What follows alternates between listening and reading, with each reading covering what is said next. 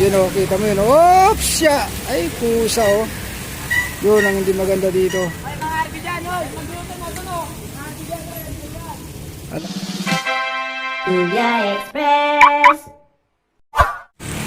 JRC Racing Upholstery.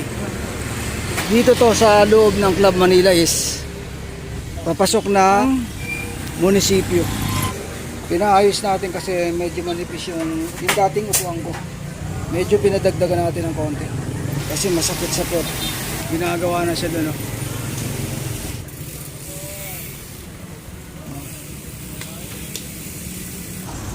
Muntik na siya kaya napahinto siya guys. Yung mga nagtatambayan doon. Oh.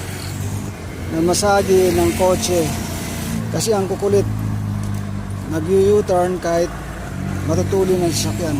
Ako kayo. Yeah. Oh.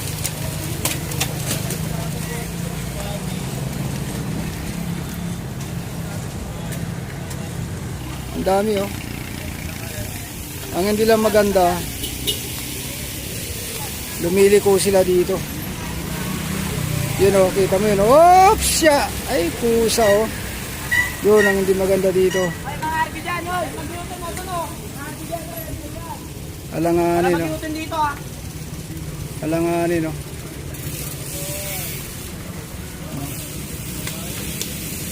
Ayan o, lumiliko sila kahit